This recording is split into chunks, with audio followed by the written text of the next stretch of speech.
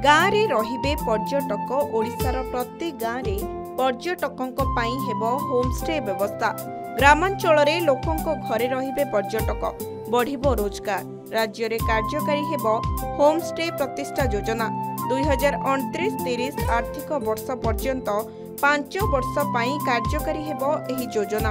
एही योजनार लक्ष्य हेउछि ओडिशार ग्रामीण एवं कम जनाशुना स्थान गुड़िकरे होमस्टे बासस्थान को प्रोत्साहित करिबा, पर्यटन रे संप्रदायर अंशग्रहण को उत्साहित करिबा, स्थानीय नियुक्ति सृष्टि करिबा एवं पर्यटक माननको प्रामाणिक सांस्कृतिक एवं ग्रामीण अभिज्ञता प्रदान करिबा। अधिसूचित ग्राम पंचायत रे नूतन गृह निवास यूनिट प्रतिष्ठा करिबा पाई योग्य हिताधिकारी माननको आर्थिक प्रोत्साहन प्रदान कराजिबो। एही योजना अधीन रे प्राय 450 नूतन गृह निवास 1800 सज्जा पाई योजना अधिसूचित पंचायतर जे कोनोसी बासिंदा 18 वर्षरु अधिक बयसर एक वैध आधार कार्ड एवं एक आधार लिंक बैंक अकाउंट थिबो, कोनोसी आईन अनुसायी दोषी साब्यस्त होई नथिबो, सेमाने योजनार लाभ पाइबाकू योग्य हेबे। राज्य एवं केंद्र सरकार को सेवा करुथिबा कर्मचारी माने एही योजना रे योग्य हेबे नाही। आवेदनकारींकर स्पष्ट जमी मालिकाना किंबा होमस्टे पाई प्रस्तावित जमी संपत्तिर एक वैध लीज चुक्तिनामा थिबा आवश्यक, जहा कोनोसी प्रतिबंधक आईनगत विवादरो मुक्त होइथिबो।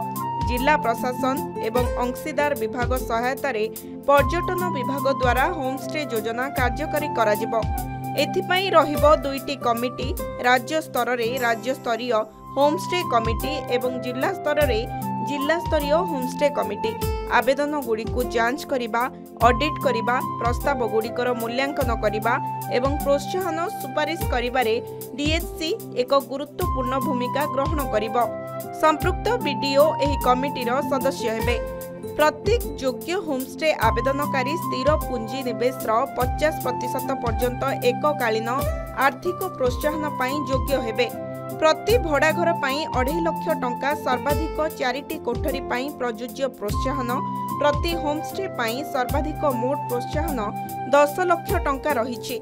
एही योजना पाई 2025-26 आर्थिक वर्षरु 2029-30 आर्थिक वर्ष पर्यंत 50 कोटी टंकार बजेट रखा जाइछि। एही योजना अधीन रे अनुसूचित जाति, जनजाति, भिन्नक्षम व्यक्ति एवं महिला हिताधिकारी पाई सुविधा संरक्षण पाई व्यवस्था कराजिबो।